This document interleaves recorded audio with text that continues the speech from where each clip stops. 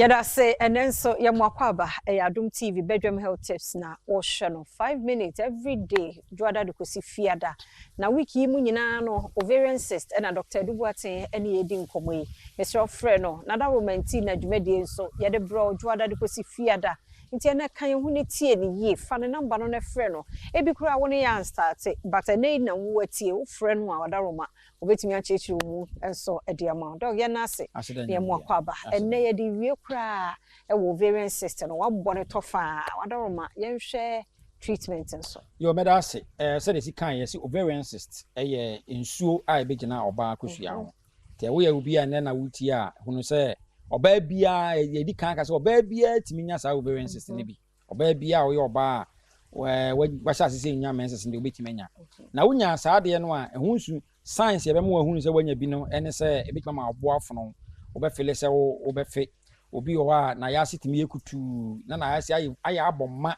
obefele se wonyam o menses na nya de beba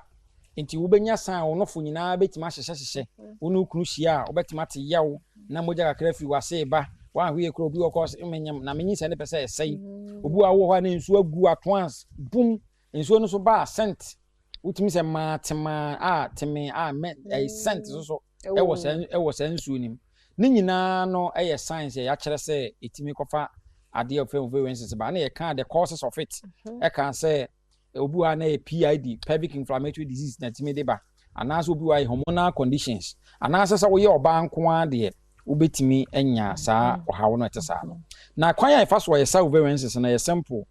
oba sa de endpoint ye free scanning ama mai wa wo pesa wo nya sign bi ana pesa wo check say wo bi no you can take advantage of it oba ye the machine obeda fon obeda ho na ye de ye bie wa furu kakra na ye de machine ye de je kakra go na ye de probe no ye de afa wa ya ase na screen no ebo ho na e kire wa de cross e nkosua no e ye okay ana nsuo egina ho na nsuo wo ho a nya se ye no ana ahwe ne ahwe ade cropotin a ama nsuo na begina ene na e kan se lab no okay ene na wo a wo ba no obetua nti obetua lab no ya check ya hwe se ede na de sa nsuo na e de eba obu ana infection sexually obu ana non sexually obu ana hormonal condition ne ye hunu ye nwu pepepa ne ya mo aduru a ebetima take care nti ye hunu se wo de infection de ba ya we are going to give you medication ebetima make sure say infection no will go off and nti say ye homeopathy ana say endpoint homeopathic clinic ya ye nye operation ansan ye ovarian cyst je say ovarian cyst ya ye ntimi hwe eye de aye malignant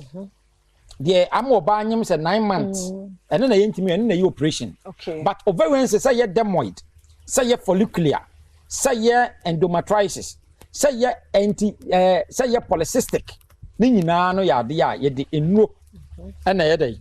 yetimi de ka e ma sa cyst no etimi ye dey etimi efiri kokora eti yetimi hwe ovarian cyst no e ma ne timi efiri ho na obi wo a endpoint na ekasa yi ye wo bi okumase chronom aboahia ye wo bi o takrade anaje Queen of Peace Accra Spintex Road Shell signboard ene ye obi so e wo Tema Committee 22 behind Kowana So Hotel ye obi so e wo Techiman Hansa ye obi so aziama enzama ye obi ho number obetimi afre no sa number isu nyina yade bi ha wo bia no wo ye bema so a prostate scan and ye ni free e de ama mema no ti bema so a wo so wutie no take advantage of it wodun so abema mu ye o ya ne mu hye wodun so antentem ni nyina na ye ni free scanning number beti my friend is 0244 86 70 68 0244 86 70